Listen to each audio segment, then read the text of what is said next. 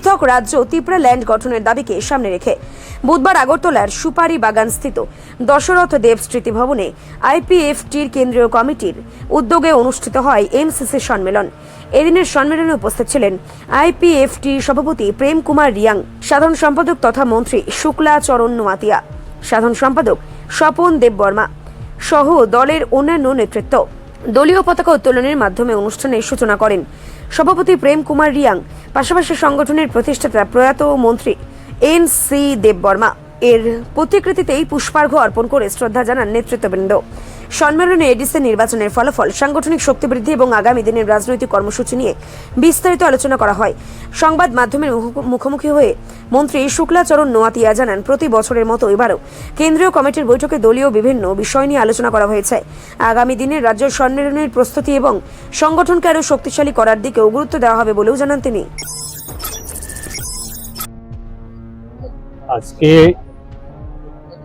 স্বশাসিত জেলা পরিষদ নির্বাচনের পরে আমাদের প্রত্যেক বছরের member of central committee MCC আমাদের কমিটি রয়েছেন রাজ্যভিত্তিক। এই কমিটির আমরা প্রত্যেক বছরে একবার আমাদের কনফারেন্স হয়, আলোচনা হয় সাংগঠনিক বিভিন্ন বিষয় নিয়ে এবং আগামী দিনে আমাদের সংগঠনের রূপরেখা নিয়ে আমরা আলোচনা করে থাকি। এই বছরে আমরা আজকে দিনে আমরা মেম্বার অফ সেন্ট্রাল কমিটি আইপিএফটির আমাদের একদিন ব্যাপী এই কনফারেন্স। মূলত আমাদের আজকে আলোচনা হবে স্বশাসিত জেলা পরিষদ নির্বাচনের আমাদের নির্বাচনের ফলাফলের পরে বিভিন্ন আমাদের রিভিউ করা হবে এবং আগামী দিনে আমাদের দলের বিশেষভাবে রাজনীতিগতভাবে আমাদের গণতান্ত্রিক আন্দোলন, সেটা আমরা আগামী দিনের জন্য আমরা রূপরেখা তৈরি করা হবে। সেকেন্ডলি হচ্ছে আমাদের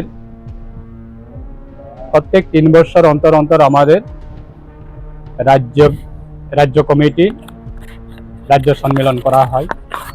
আমাদের এই বছরে 3 বছর পূর্তি হয়েছে আমাদের কমিটি, সেটাও আমরা আগামী দিনে আমাদের আইপিএফটির রাজ্য কমিটির সম্মেলন সেটা করার জন্য আমরা সিদ্ধান্ত নেব। রিপোর্ট সংবাদ প্রতীক্ষা।